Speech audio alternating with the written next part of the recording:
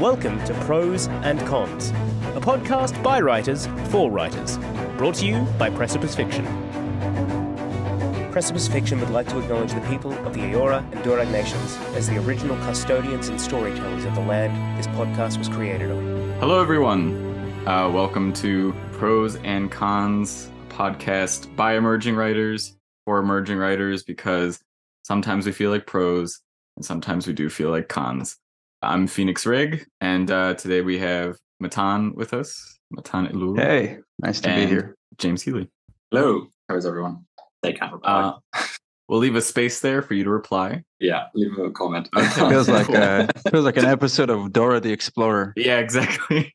And today we have a pretty cool topic for everyone, and we probably say that a lot, and we've probably said it a few times already. We do. But I'm pretty excited to get into this one.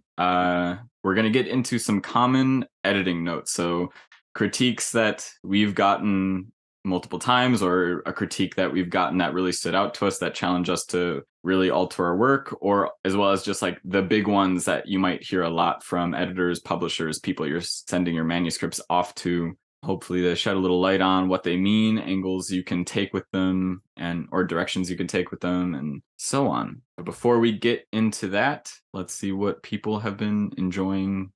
Matan? Hey, so I'm actually reading a manuscript written by a friend. That's what I've been reading recently. I'm not going to give too many details, but it's really, really good. It's sci-fi happening in outer space. I really don't want to give out the details because the thing is not published yet. But I am just so freaking anxious reading this thing. It's like I have a hole in my stomach the whole time. Nice. It's like the worst version of space. Hyper realistic. I mean, you know, sci-fi that feels a bit like fantasy. Like this is the opposite. This is sci-fi that feels like people stuck in a piece of aluminum out in space, which is kind of reality, isn't it? Really enjoying it. Shout out to the manuscript's author, Noam Bellinelli, and maybe one day you'll see it on a shelf, guys. That sounds great. Yeah. Yeah. I'm into that. James? Well, I just joined like a book club. So I read a book for that called Before the Coffee Gets Cold, Before the Coffee Cools, which I quite liked. It was I went into it completely cold. I didn't know what it was about. Started off discussing a breakup, and then the character kind of remembers that the breakup happened in a cafe where you could apparently travel back in time. So he goes back to the cafe, tries to travel back in time to say things differently during the breakup to see if it wouldn't happen. And there's a ghost in the cafe, and there's all of this stuff comes out of nowhere. And the story is kind of broken up into a few little short stories of people trying to go back in time and why they're trying to go back in time.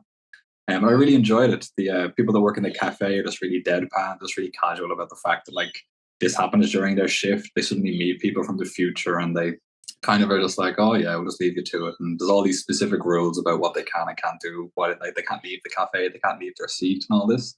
So it's just a fun little story. I guess it was kind of about, like, thematically, it was kind of about living in the moment rather than wanting things to be different or wanting to go back and stuff like that. That's why I really enjoyed it. I feel like everybody else in the writing group didn't. So I'm just me sitting there being like, oh, it's lovely. I really enjoyed it. I had a great time. And they were like, none of it made sense. Why was there a ghost? They didn't really do enough at the time travel. And I was like, these are all fair points. But yeah, so yeah, that was my week. Wow. Nice. It's like quirky absurdist, but not really absurdist, Yeah. Just like quirky. It's very quirky. Yeah. Yeah. Apparently it was a play originally, a screenplay. So that's why it was all set in the cafe and stuff.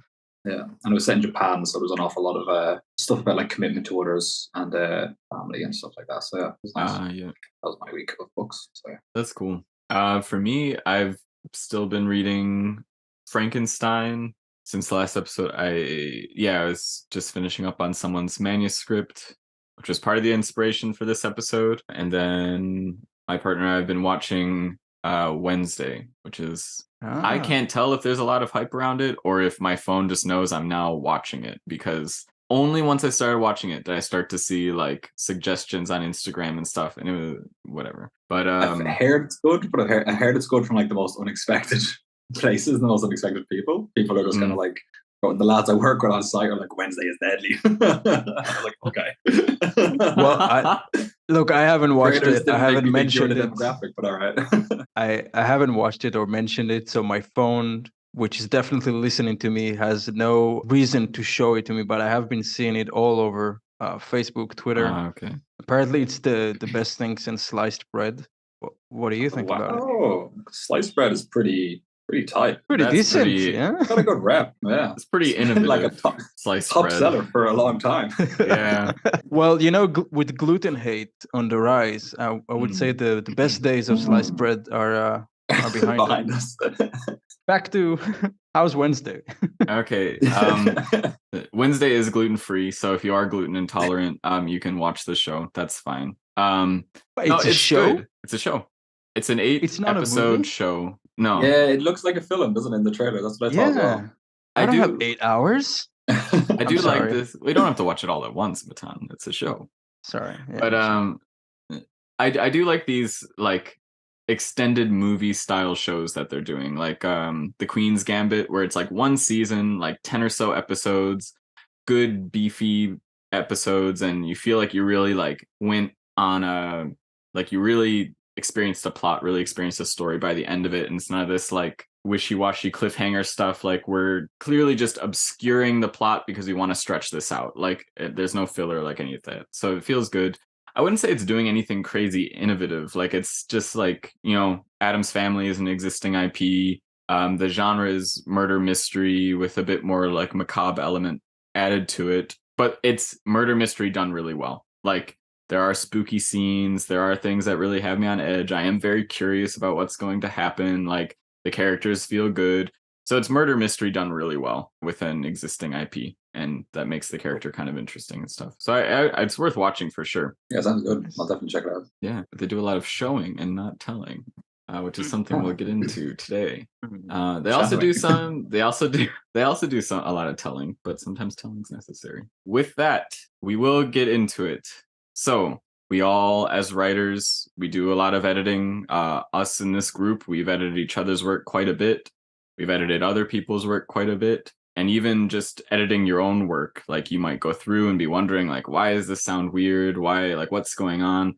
So maybe if you're reading your own work and bumping up against some things, maybe some of the things we talk about here will help clear those things up, because these are very common symptoms that make scenes tend to fall a little flat.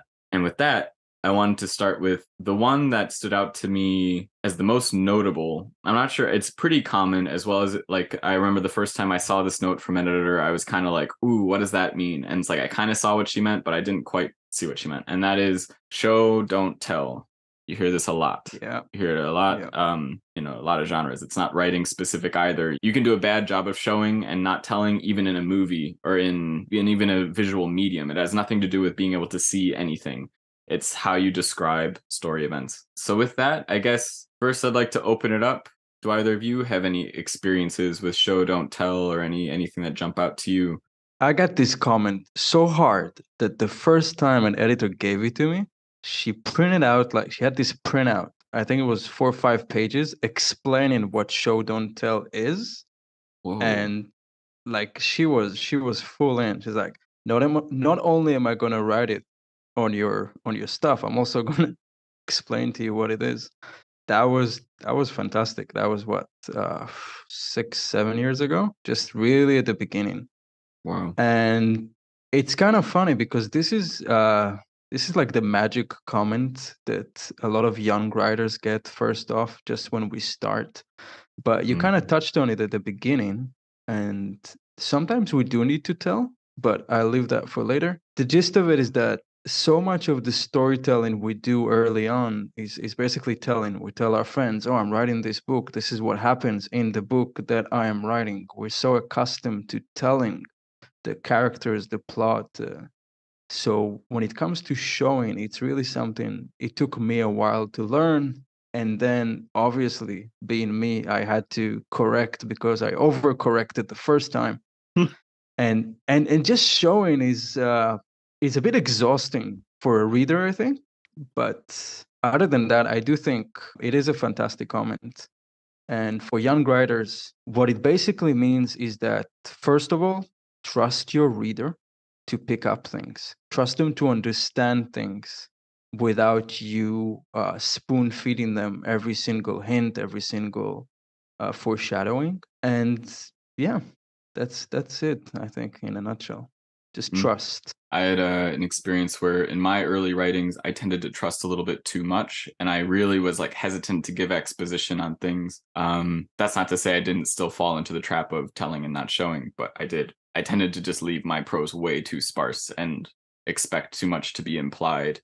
And so people would read it and just get confused. Some of my earlier stuff. I've had that issue as well, particularly because showing the world is something that I'm really interested in doing, because I want to show it from the perspective of the character. When I'm trying to introduce like a science fiction environment, I'm almost trying to introduce it from the idea of the perspective of the character, including their anxieties and their, maybe if they have a religious belief or if they have a certain perspective on what's going on. I don't want to just explain this is a world where there are zombies. I want to write about it from the perspective of the character who has this religious connection to what's going on, or maybe is ignoring what's going on and is focusing on these other things, and try to let the world bleed through and let the reader form their own opinion of it. And in that doing so, trying to figure out where is the character missing the mark, because that's often what I'm trying to work with.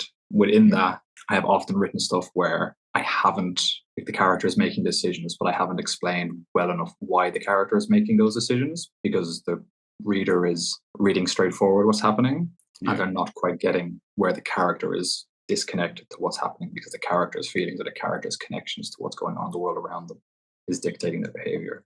That was a point I got a lot with Cooling Engines, which is a story we've put into our anthology, The New Mythic, where I had to keep going back and trying to make sure that I'd explained enough about how the main character interpreted the world or interpreted the situation to explain just why it was really bad that they had gone into fog, and just why he didn't have a straightforward way out of the situation. Mm-hmm. And that kind of leads me into something I wanted to talk about, which is I do feel that as I was kind of dissecting this a bit, I found that showing, don't telling sometimes can be, one, it's an invitation to rewrite, to show instead of tell.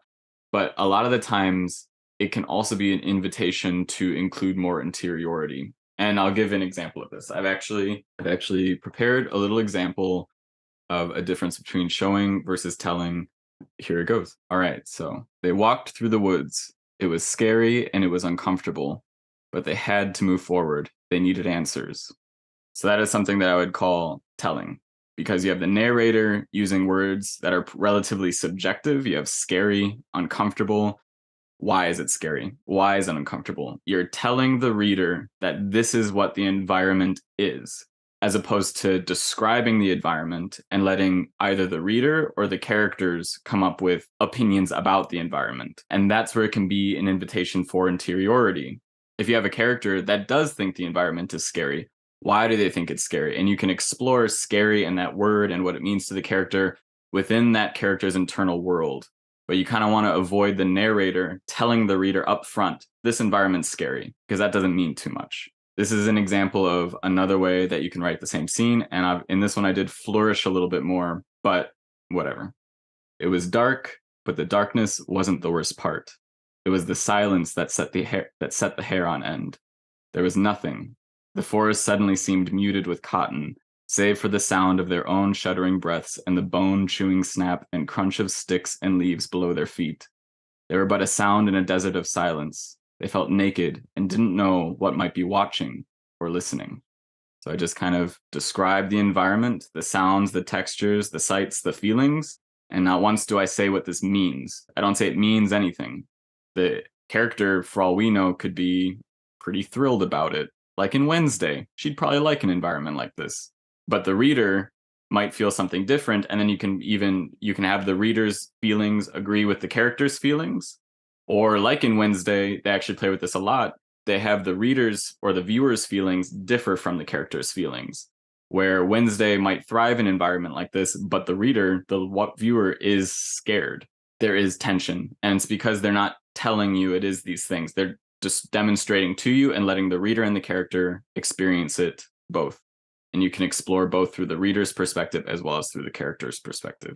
And so anything to take away from that, I would say watch subjective wording in narration. And that's a very big blanket statement. It might not apply to everything, But as just kind of something to watch out for if you're starting out and want kind of something to keep in the back of your mind, if you're getting really subjective with your narrator and just telling the reader what things mean, you might be stepping into telling territory. Something to keep in mind. Something I do. Go ahead. Something I do in first draft is a lot of telling, because I might bring characters into a setting and then I'll over explain each part of the setting. And it'll probably be very subjective because I'm forming the idea of it in my head and I'm getting at the details. In the novel I'm working on at the moment, I've kind of written half of it first draft. I'm kind of going back and doing a little editing here and there and looking at which character is now interpreting the environment and how are they interpreting the environment differently from the other character. So while I've got all the details there of the little village that they're in and all the huts are on kind of stilts because it's very muddy and there's a lot of rain, I've got all those little details in, but I'm changing them around for each character. So each character has each character looks at a hut and sees something slightly different depending on their background and what they're bringing into the situation. So I'm trying to do that to give it more like personal texture and also kind of show, not like it is like descriptive stuff of the environment, but it's more of a showing the character's mindset and the character's perspective and stuff like that. So I think that was a great breakdown of show don't tell. But just to zoom out a bit and look at the bigger picture, maybe this is going to be a really crappy analogy, but I almost look at show don't tell as like the first gear of a car. It's the most powerful one. Like if you're going uphill, you got a big incline or a steep decline, you need that powerful gear to hold the car to deal with it. But what you give away is basically pace. You're slowing down. Everything goes slowly. Let's focus on the woods, on the sound, on the creeping, on all that kind of stuff. But when you look at the big picture, you gotta pace a story. And I think if we're talking about editing specifically, whenever you're giving your friends, your editor, whoever a page to scrutinize, maybe you'll get a lot more comments that lean towards show me, don't tell me.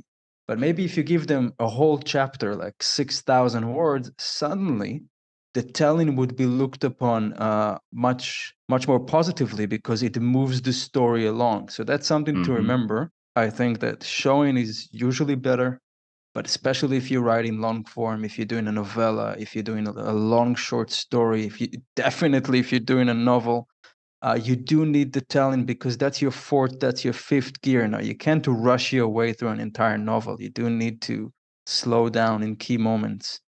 But I think the balance, obviously, a horror short story will have a lot more showing to try to kind of get the tension through. But maybe something that's more plot heavy will have a bit more telling to move things along.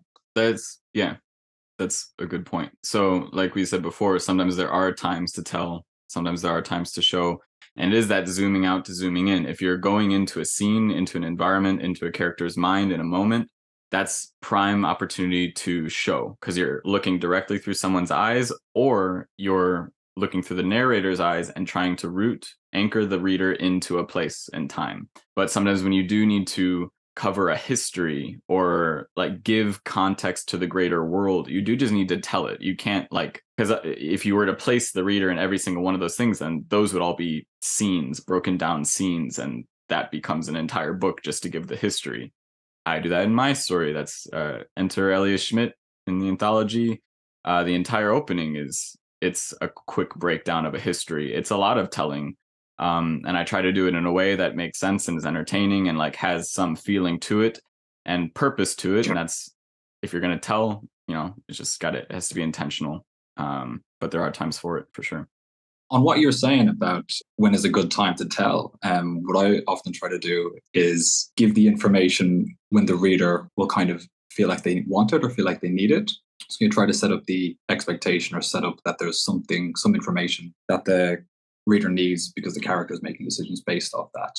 And then you offer that information as exposition when it feels like the answer to a question. If you can also connect that to what the character is thinking at the time or what the character is feeling, then it'll feel a lot more natural. It won't feel like it's just thrown in there. True. Which again is the same comment I got with an awful lot of the exposition that I put into Cooling Engines, was that I had to connect it directly to what the character was thinking, what the character was feeling in that moment. So I had it that he was almost trying to game out what was going to happen as he went forward, which was a great way of me just introducing the different groups and the different people that he had to try and navigate between. That's awesome. And yeah, very true. Like if your character is walking through a forest and suddenly your narrator jumps in to give some backstory about a city on the other side of the world and their fishing market, it's like, well, what does this have to do with anything? But if suddenly the narrator jumps in like, hey, let me tell you a little bit more about this forest we're currently in and a bit more of this reputation that makes it relevant to this moment, then it's like, oh, okay, yeah, this information helps. Yeah. With that, we are gonna go away, take a little break, and we might have a special guest on the other side of this break. We will see. All right, talk to you in a flash.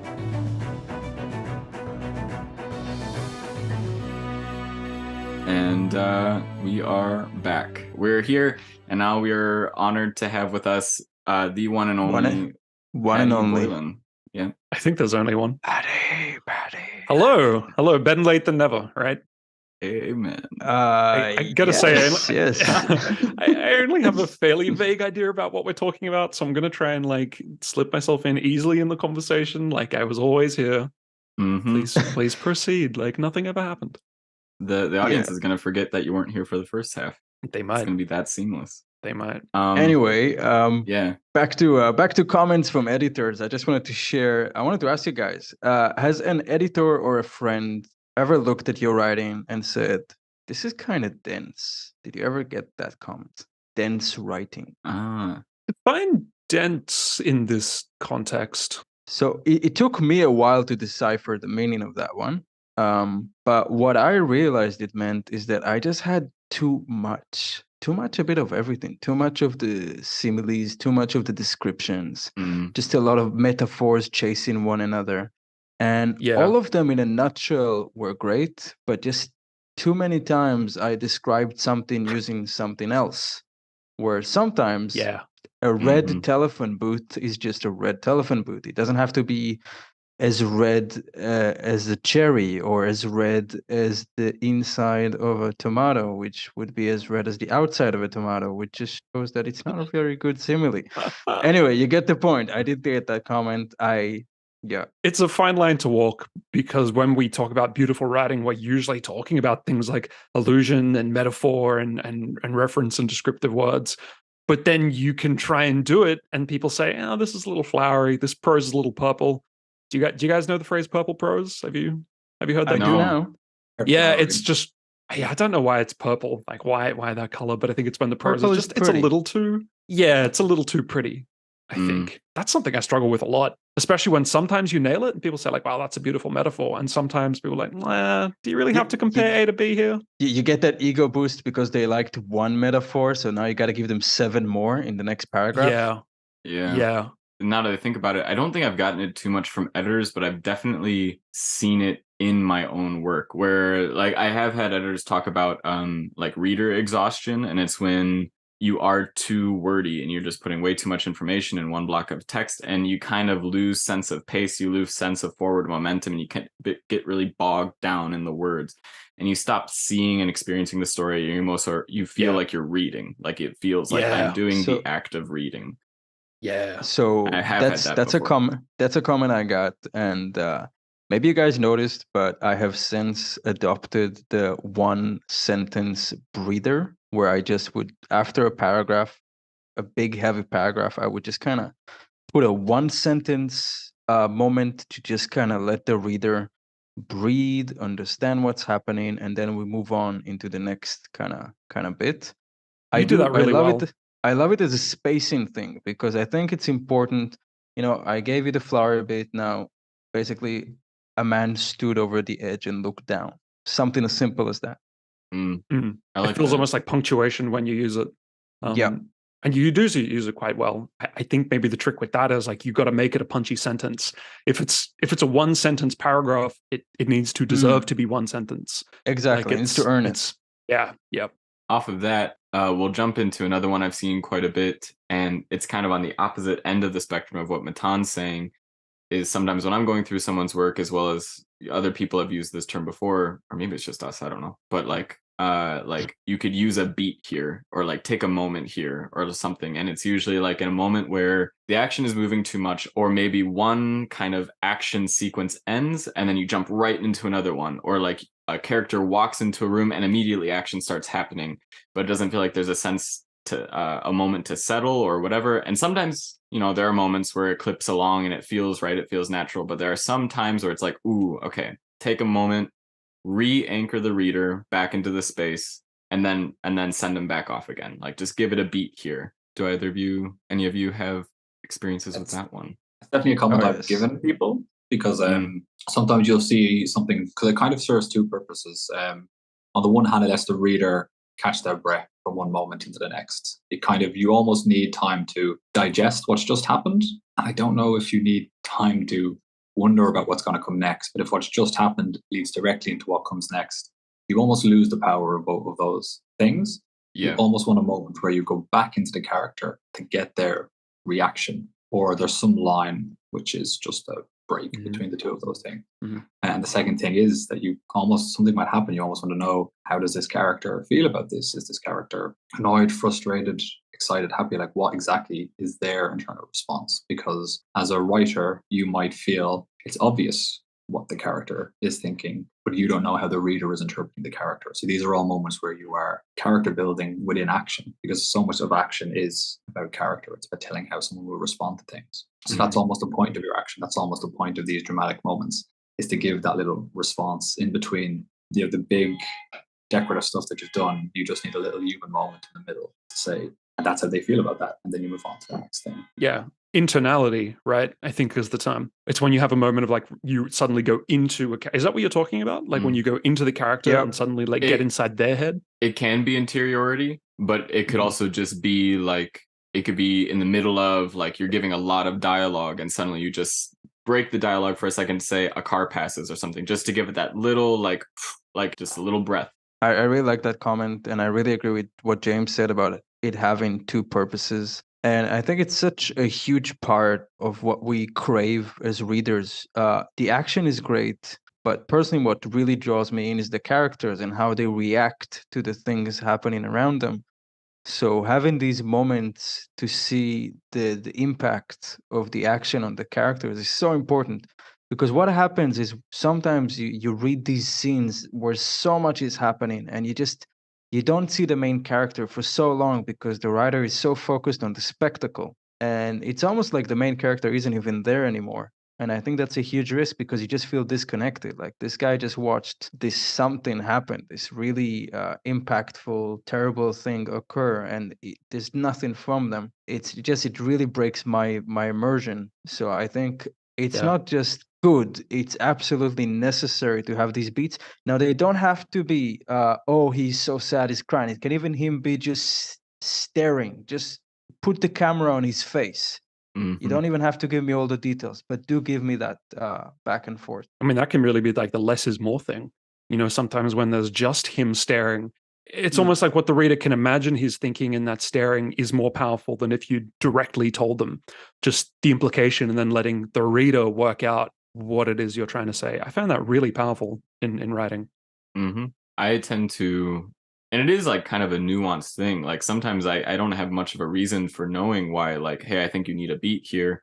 It's just like a pacing thing. You're flying through a brick of dialogue and you're like, oh, I think we need to like just pump the brake for a second before we jump back into dialogue. Like, does the character shift in their seat? And just give them that little like, ooh, they turn their gaze to the table or finally look back up at them. And then you're kind of refreshed and could go right back into that dialogue. One of the difficult things about giving feedback sometimes is like, you know, when something should be there and you feel it, but it's hard to articulate why.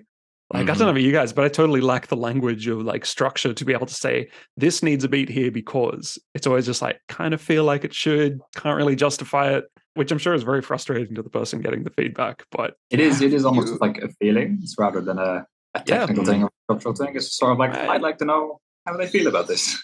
Do you guys have like a pet beat that you repeat without even noticing? Like, I noticed I have this automatic one that I put, like, I recognize there needs to be a stop, but I don't feel like coming up with something original. So a character would just stand up, look at something for a moment and then look back at the person it was talking to.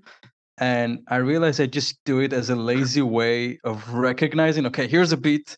I'll come back to this never and change it into something better. Yep. But I've seen it, like some of my favorite writers have them. Like one of my favorite fantasy writers, I don't want to say a name in case he ever listens to this, but he just, every time he wants a beat, someone blinks slowly and I was about to smiles, say and it blinks. just drives me I was about to say blinks. fucking crazy. It's like, how many different characters blink slowly and smile in the middle of the most important conversation of their fucking life? I could be butchering this, but there is a podcast where someone talks about, I think, like a romance novel that their dad wrote or something like that. I think it's called Belinda right? Blinks. I think so. It's called Belinda Blinked is the name of the podcast, because he's always just like, every time he needs a beat, the character blinks. I've definitely done that. I've noticed my But my I early do stuff. it too, you see? I do Yeah. it too. What do you guys have any confessions to make about Yeah, I definitely do a lot of stomach reactions or heart beating reactions. I'm sure I know I got a lot of comments. Yeah. Before. Yeah. Now that you mention it, there are a bunch of stomach reactions. There were a few, They work when they there were work, a few though. stomach things.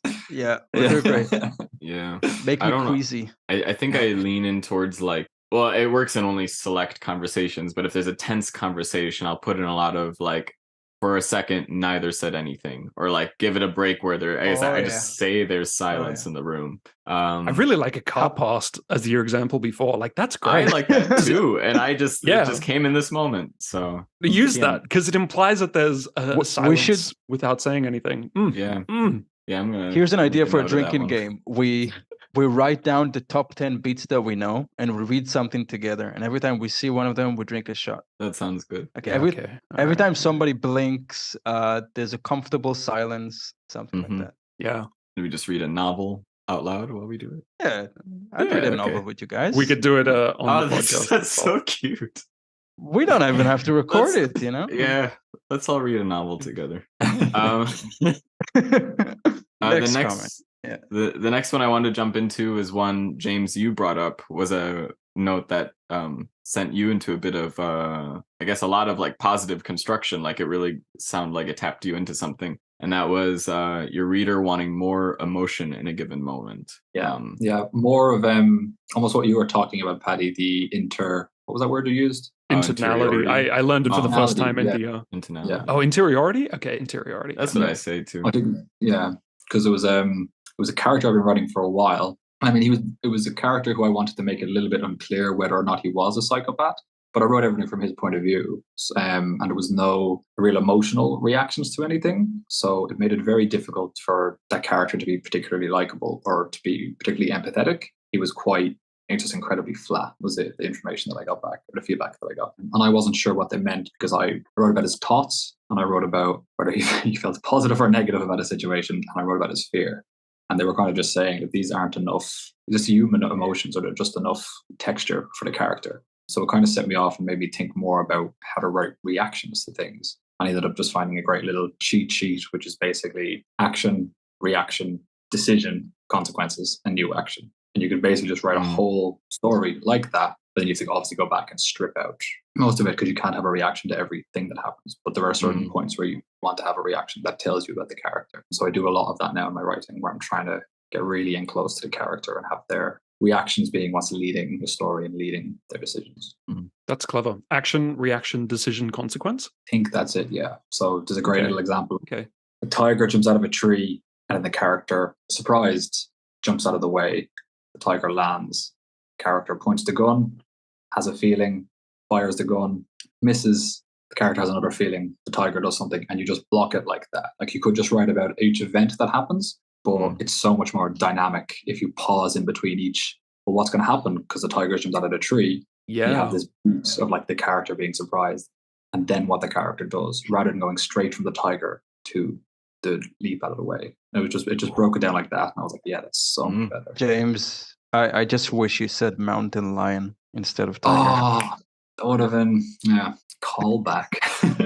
Yeah. If anyone's listening to more than one podcast in a row. Getting the deep cuts. Yeah. I like that almost good as breakdown. You can it's good for scenes, as well as you can almost use that as a plotting tool as well. It's like, all right, what is the starting state of your world or whatever the scene, whatever is going on, what happens, what's the reaction to that, and it's kind of like on just a macro scale you could break down a story like that. Yeah, it's a good way of plotting your character's change. If you take it by, if you're breaking your story into chapters or breaking into scenes or events, whatever, you see how does a character change at the end of each event or at the end of each scene. And there's an argument that if the character hasn't changed, what's the purpose or what's the point of the scene? True. To go back into telling rather than showing, or sorry, showing rather than telling, that's a good way of, sometimes the change isn't necessarily for the character. Sometimes the change can be for the reader in understanding the world. In the film All Quiet on the Western Front, there is a scene where the characters arrive at the trenches and it's raining and the trenches are filling up with water. And the characters are told to like basically get the water out of the trenches. So they take off their helmets and they're just throwing the water up. And the change for the character is that he's now arrived at the front and realized it's not all what he thought it would be. But what's being implied as the camera kind of zooms out is just the pointlessness of what they're doing, because you just see the water flowing in and you see them throwing the helmets up. And you're just like, it's going to have no effect. That's so pointless. And it communicates to the audience, look at the pointlessness of this. And there's a bunch of scenes that are structured that way that give you a sense of pointlessness afterwards. And that's kind of the overall feeling that you get as you're watching that film. Whoa. That's a good example of showing. As Matan was saying, you can slow down the pace, but what you can get from that is kind of tone and texture of what you're going for. So there are times to use it if you can use it well. And that's actually something I was saying before about showing versus telling, is kind of having, if your character is walking through an environment, have the narrator give the environment almost kind of objectively painting a picture in a particular way, and then leave it up to the reader to have a reaction to the environment of their own. And then it's an invitation to then give interiority of the character's reaction to the environment, but don't let the narrator tell the reader what the environment is and means. And, I'm sure there's a counterexample to that, but just kind of a frame, showing and telling frame. You could think of it like that. I'm reading Bring Up the Bodies at the moment by Hilary Mantel, which I mentioned at the it's the sequel to Wolf Hall, historical fiction about Thomas Cromwell. Anyway, we were talking just earlier about the importance of establishing a scene. If a character walks into a room, give a moment to talk about the room. Definitely. And that is really good advice. But there's also times where an author cannot give any description of where they're going into, and you don't notice that the book's not any worse off for it. There's a lot of times in Hilary Mantel where the characters just go on to the next thing, and then they're in court, and then they're riding on their horses. And there's often no description. I don't know exactly what it is, maybe because she's so interior and so with the characters inside that you almost don't need that outside description. You can just be like, okay, they're in court. I'm just going to imagine what court looks like. It's a very fine balance that she does. But I think that when you have an established world that you are writing in, like Henry's England, you can just say the King of France, and the reader has so much information just from you using those two words. Yeah, I think that's really true. Like that's something that I think Stephen King does a lot because he's writing in our world. He would use a lot of metaphors like, oh, that character looked like Marilyn Monroe before JFK. And you would know what he's talking about because you have lived in this world and you know who Marilyn Monroe is. But someone like Tolkien, when he's writing his stuff, he cannot say, oh, Aragorn looked kind of like, Chuck Norris, just with a shorter beard. Boris, yeah. Oh, he can't say that. I think that's what she did. She does such a fantastic job establishing the world in key points, and later she just kind of breakneck pace of now he's here, now he's here, now he's here. Because let's be honest, otherwise, in that time, like if she had to describe every time Cromwell is traveling 4 days to see someone, we drop the book pretty fast. Yeah. True. It would, and it's remarkable how fast-paced the book is, considering it's not like a high-action book. There aren't any action scenes, it's all just drama, but the pace rolls on really quickly. Look at the opening scenes of Lord of the Rings, The Fellowship of the Ring, the movie. Like, it's done in like 10 minutes. There are like months passing there because they don't have time to expand on all the traveling that's being done and all the things that are changing. And in the book, you get more of that sense of time going by, but in the movie, they're just like bang, bang, bang. Gandalf went across the world and back, like with information and researched, and a lot of time has gone by, but it's not evidently clear to the viewer. I'm really going back like 15 minutes in the conversation, but I feel like some of the best tips I got from friends / editors, they kind of conflict with each other. Like some of them even cancel one another. Show, don't tell, but wait, what about pace or interiority? But no, you can't give me too much. So I think as a writer, you got to take all these comments and you're basically deciding when and which. James touched on it. There are moments to do A and there are moments to do B. And that balance, I feel, is what makes a book readable. Like when you flip in pages really quickly, I feel it's because the writer has struck the perfect balance between now I'm showing, now I'm telling, now I'm showing, now I'm telling. It's almost like a marathon. You got to pace yourself. At some points, you got to, full sprint. Some points, you got to kind of jog ahead. And Totally. that's the secret sauce. Yeah.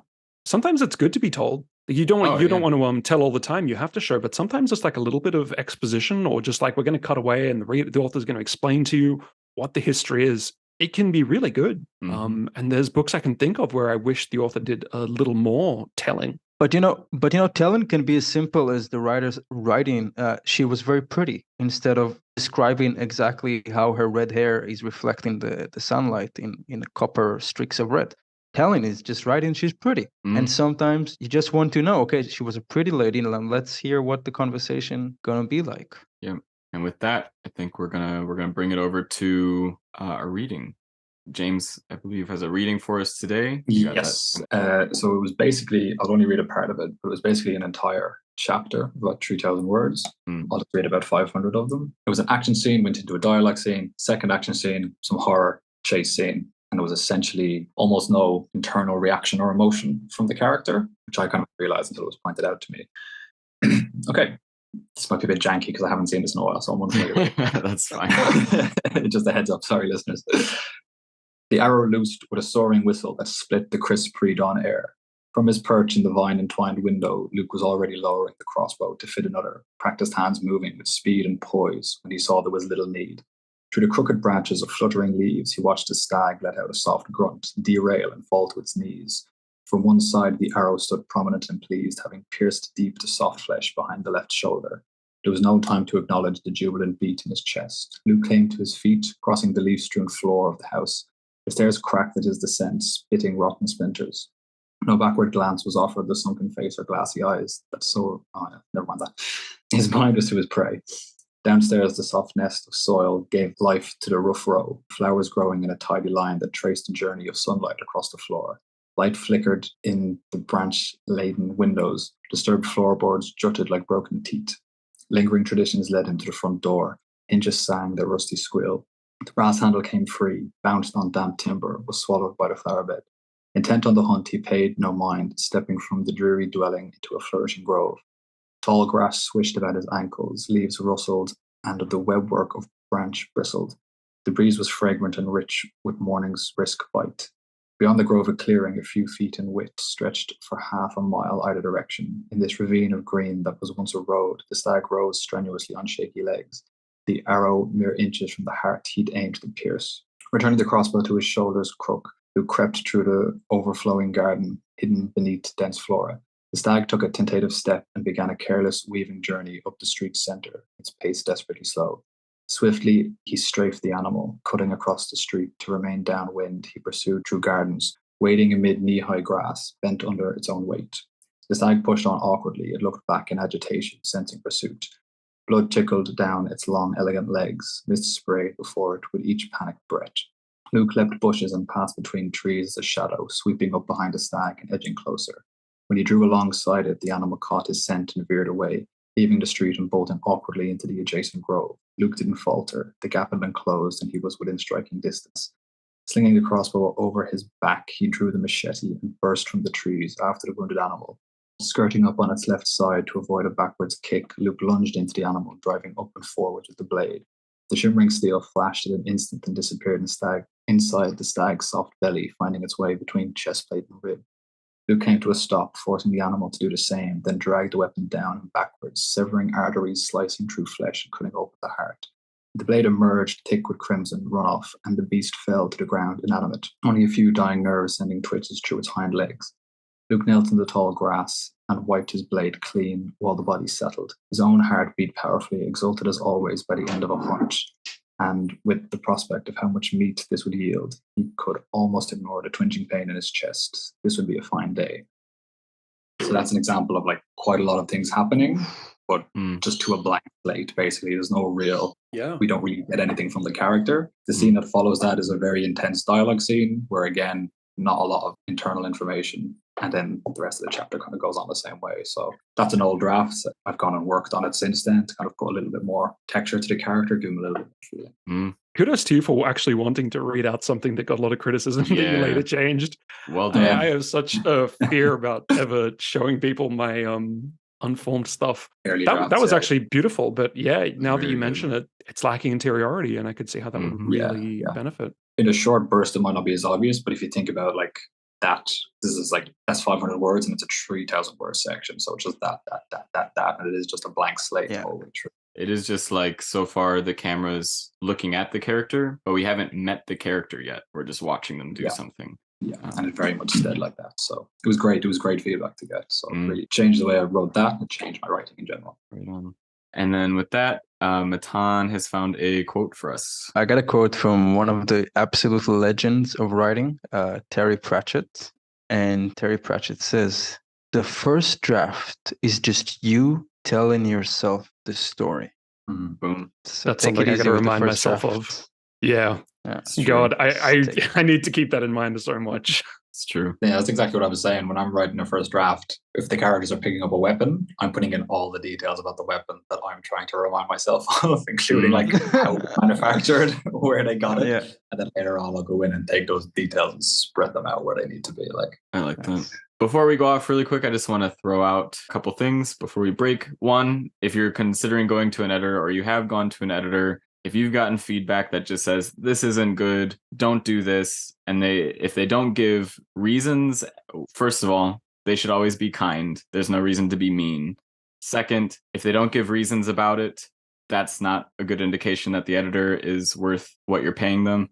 And then the third thing, I would say, sometimes there isn't always an answer for things, but at least when I'm editing someone's stuff, in those moments, I do like to say, admittedly, I can't give you a reason for this. My gut instinct is that something needs to be here. And I do admit to that. Writing is very subjective. It's your story in the end, and maybe it's your favorite story. And in the end, that's the important thing. So if your editor is coming back and just saying like, this is crap, this is not good, this is the worst story I've ever written, which I've heard some pretty bad horror stories, just throw out everything they say. Or if there is a nugget of gold in there, take that for yourself. But otherwise, just disregard it. That's not a great editor. Go to someone else. There are people out there who will just help you tell your story. And that's ultimately the goal of that's what an editor should be doing for you. Well said. Amen. Thank you. Yeah. The other thing, we just released an anthology, which if you listen to our last episode, we've been talking about. If you follow us on Instagram or anywhere, we're talking about it there too. New Mythic. It's a banging anthology. It's very good. If you like sci-fi, it is banging. If you like sci-fi and fantasy and horror and those sort of things, I can say with quite a bit of confidence, you're going to like this book. So if that's your jam, grab it. New Mythic, available on Amazon and other places too. Just Amazon. Just Amazon right now. Just Amazon for now. Amazon. But in paperback or ebook, so you've got your choice of two. Paperback, ebook. So very available on Amazon. Mm-hmm. Yes. And we're basically just charging the cost of printing for it. We just want to get it out there. We love these stories. So you just have to put a little money down for the cost of materials, and then you will have your very own copy. And with that, we'll leave it for now. Thank you all for coming. We'll talk to you later. Yeah. See ya.